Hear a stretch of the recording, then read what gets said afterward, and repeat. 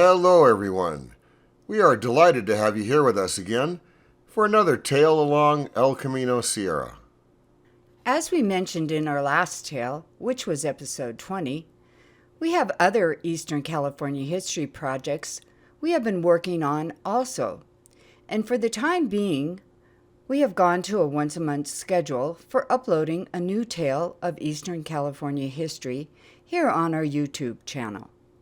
We can tell that many of you have been working hard to enlist new subscribers for our channel, and we cannot thank you enough for providing us that kind of support. And we could still use a lot more. Thanks to all of you for sharing our channel with folks you think may enjoy it. Our next episode after this one should be out right before Christmas. Thank you again for tuning in, and we hope you enjoy this tale. This tale of Eastern California history is the legendary 20 Mule Teams of Death Valley. The story of the famed 20 Mule Teams brought the romance and nostalgia of Death Valley to thousands of Americans through its association with the miracle product of borax.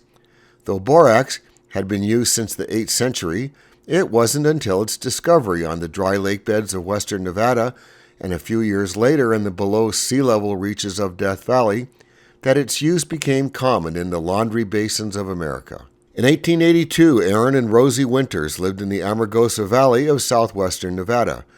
They were poor farmers who struggled to eke out an existence on the arid climate of the desert. A passing prospector chanced by and over dinner that evening indicated to Aaron and Rosie that a fortune could be made by anyone lucky enough to find a new valuable mineral called borax. Winters listened as the visitor told him you could tell it was borax if sulfuric acid and alcohol are poured over the mineral and ignited. The mixture will burn with a green flame. The Winters knew of a white cotton ball type substance that covered the floor of Death Valley about 35 miles away. As soon as the prospector left, the Winters acquired a bit of alcohol and sulfuric acid, made the trip to Death Valley, proceeded out onto the valley floor, and waited until the dark of night. Rosie scraped up a bit of the substance while Aaron poured over the alcohol acid concoction and lit a match. "She burns green," shouted Winters. "By God, Rosie, we're rich." Aaron and Rosie quickly filed claims on hundreds of acres there in Death Valley and immediately turned around and sold their claims to businessman and entrepreneur William Coleman, who was from San Francisco. Coleman had already been mining borax on dry lake beds to the north and was looking to expand his production. The Death Valley deposit of cotton ball borax was enormous. The floor of the valley was covered with it for several square miles. There was plenty of the mineral to be mined, but getting it to Southern California for processing was going to be a challenge. In 1882, Death Valley was about as remote as any place could be, and it was 165 miles to the nearest railroad, which happened to be at Mojave, California, where the borax could be transported from. And that 160 miles was over some of the roughest and most difficult terrain to be found. Coleman pondered how he could get the borax out of Death Valley at a reasonable cost.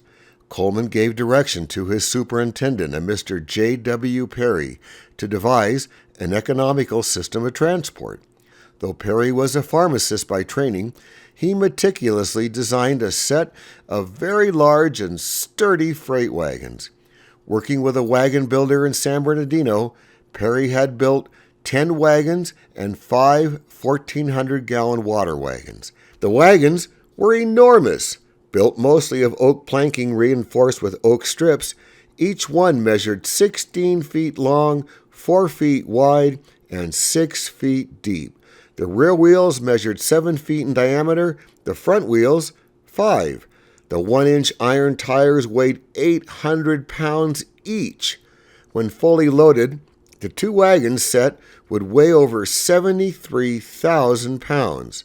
That's almost as much as a semi-truck on today's interstate highway. But how could such a massive load be moved? Perry hitched a team of 18 mules arranged in pairs and connected to each other and eventually the wagon by a 100-foot chain, which, in turn, was connected to 2 more draft animals known as wheelers, which were attached to the wagon's 10-foot tongue. Horses were often used as the wheelers, as their ample strength was well suited to provide the steering for the wagons. The impressive team was driven by two men, a teamster and a swamper. The teamster usually sat on one of the wheelers, guiding the 20 animals with a 100-foot jerk line and a 20-foot-long, half-inch diameter rawhide lash, and, of course, a string of well-placed expletives. The swamper would usually walk, tossing rocks at the stubborn animals to encourage them to keep up the pace along their difficult route. Both men would feed and take care of the hard-working equines. Perry had to build a wagon trail from Death Valley, the 165 miles, to Mojave for the horse and mules and wagons to travel on. The route would have to cross a vast area of sharp and upheaved salt pinnacles, now known as the Devil's Golf Course. To construct this part of the route, Chinese immigrant laborers were used, pounding the rock-hard salt flat with sledgehammers. The teams would travel the 165-mile route in 10 days. 9 way stations were constructed with corrals where the men and mules would stop and rest for the night. Some water was available along the route, and the 1,400-gallon water wagon would take care of their needs during the intermittent dry stretches. After offloading the borax in Mojave, the wagons would be reloaded with hay, which was in turn offloaded at the various way stations on the return trip, so that feed would be available for the teams pulling the fully loaded wagons back down. The route from Death Valley to Mojave is not flat. The teams of mules and horses would have to pull their massive loads over mountains and then down the other side. This is the part we think impresses us the most. There was not a powerful hydraulic or air brake system to hold back these enormous 73,000-pound loads. The brakes used on these wagons consisted of a 3-foot-long block of oak lined with canvas, with the pressure applied to the wheels via a lever from the brute strength of the men. Miraculously, the 5 sets of wagons operated on this hair-raising route for over 5 years without once suffering a serious breakdown, a testament to the hardy animals and the incredible engineering and construction of Mr. Perry and the wagon builder. The demand for borax grew steadily, and the Borax Company soon built a railroad right to the edge of Death Valley to haul out its white gold of the desert. The wagons and mules stopped hauling borax out of Death Valley in 1888, but their value to the Borax Company would soon overshadow their freighting contribution, and they have lived on in legend even to this day.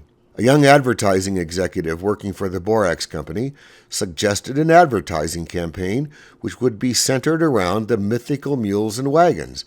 The 20-mule team symbol was first used in 1891 and registered as a trademark in 1894.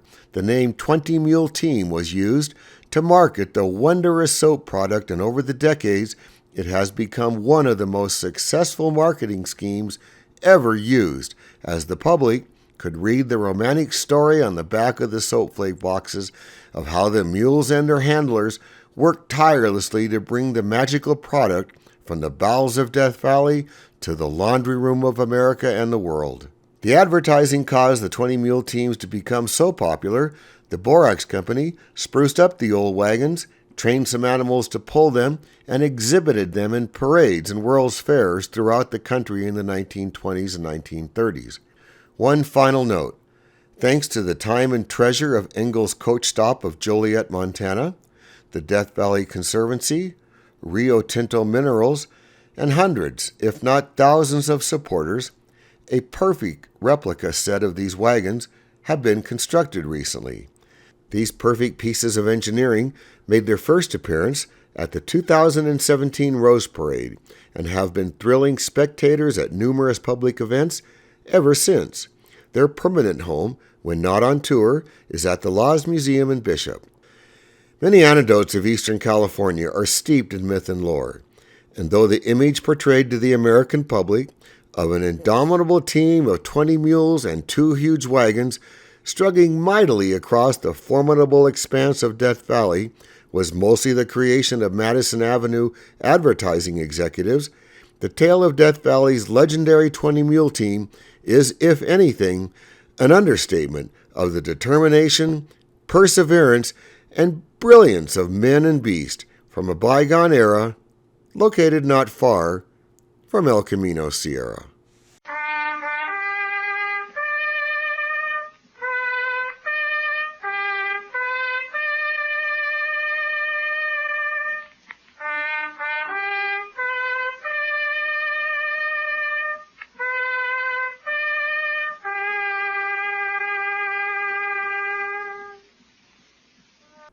Wow, can you imagine? 5 years of making 330-mile round trips between Death Valley and Mojave without once suffering a serious breakdown.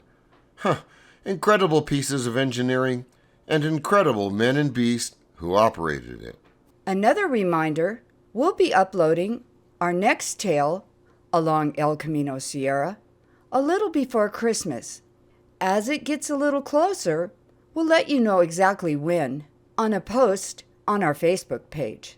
We feel so very grateful for all the wonderful things in our lives, including all of you wonderful folks who share our interest in Eastern Sierra and Eastern California history. We want to wish you and yours a very happy Thanksgiving.